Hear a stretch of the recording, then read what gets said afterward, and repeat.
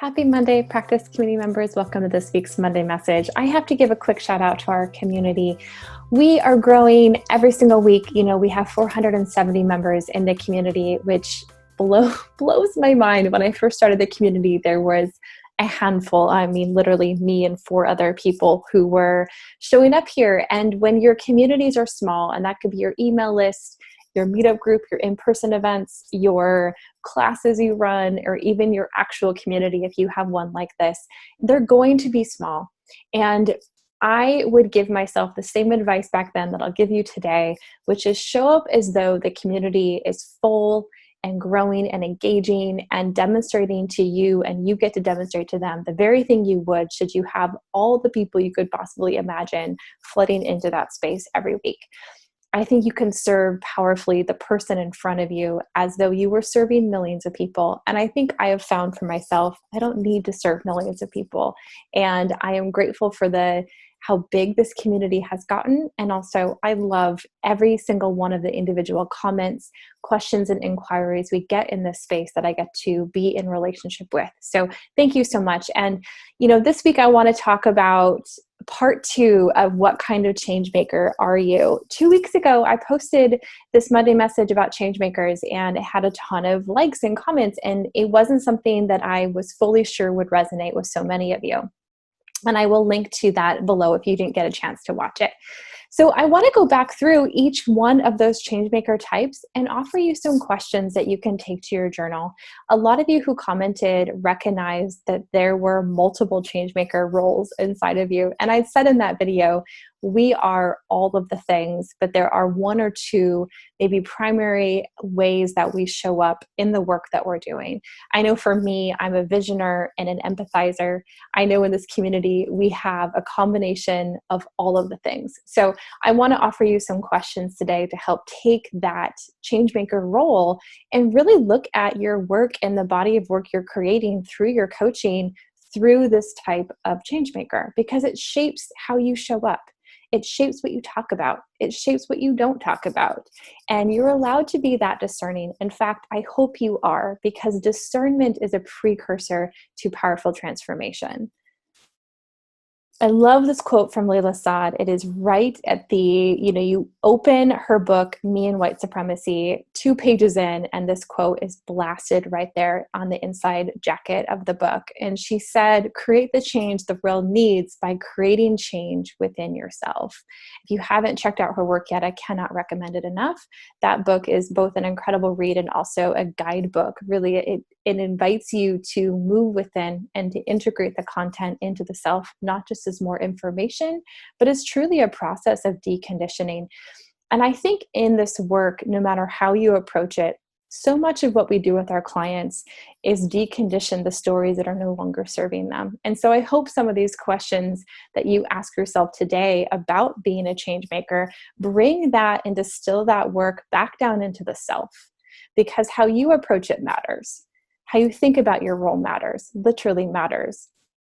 How you don't think about it matters. And you can't think about it in its entirety all the time. It's not possible. But are you asking yourself better questions than yesterday? And are you having the courage to take those questions to a space like a journal or to a conversation with someone you trust and speak the words out loud of how you want to emerge this work into the world? So for my visioners, my seers and big picture thinkers, here are some questions for you. What is my impossible vision for our planet? Because I know you've got one. What qualities do I want to see upheld and encouraged? Who would I get to be more of within this vision? For my empathizers, my listeners and space holders, who am I built to see and hear? How do I want to feel doing my work? That's a really important one. Because if you are an empathizer, you cannot forsake yourself in this work. And 3, how can my own self-care be a model or a model for others?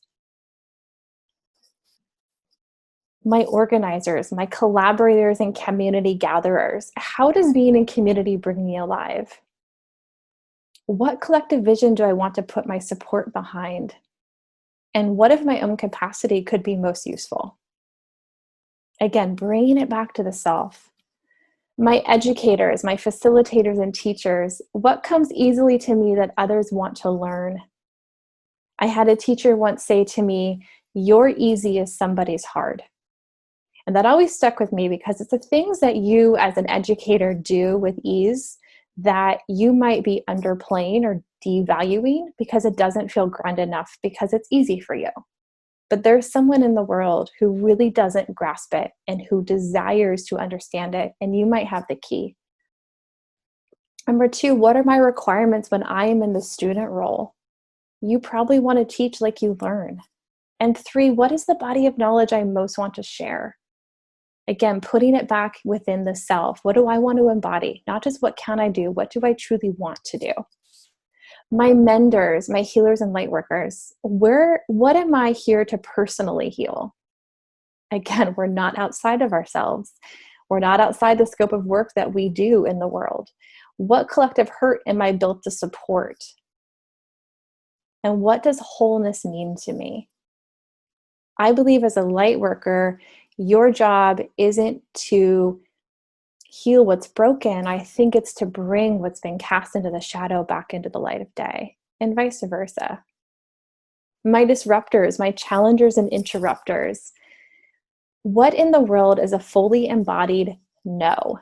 What I mean by that is, what, when you see in the world, do you feel in your bones a boundary of no, absolutely not in my lifetime? That points to something very valuable.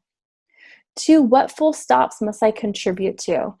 What do you want to see stop in your life?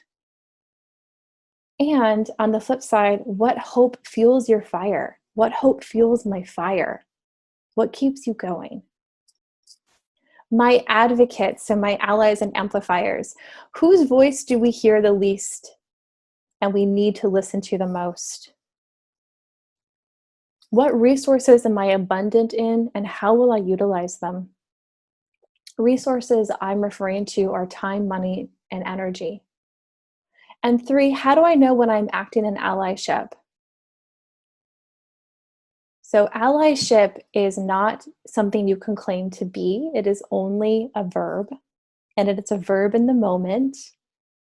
And you have to return to it over and over and over and over and over ad nauseum. Okay, take these questions for whatever one or two Changemaker roles. And again, if you haven't seen the first video I did on this 2 weeks ago, watch that again and then align what you learn about yourself there with the questions I've presented to you here. And if you want even more of this is a conversation starter. This month's masterclass, it's next week, Tuesday, July 28th at 12 p.m. Pacific time. It is pay what you can. Here are the questions that would resonate with you if this class were for you. Are you a heart-centered life leadership or business coach who is questioning how self-development and social impact can coexist? Are you reconciling the intersection of making money and supporting the collective? Are you curious about coaching as a form of advocacy? Do you worry about trying to contribute enough and often diminish your own efforts? And have you happened upon new self-understanding in 2020 that has drastically changed your life and business lens? So if these are some questions that you resonate with, or if you're nodding along going, yeah, that's me, that's definitely me, then I would invite you to consider getting a seat in next week's class. It's called How We Can Amplify the Collective as Coaches. It's 1 hour. It's on Tuesday, July 28th.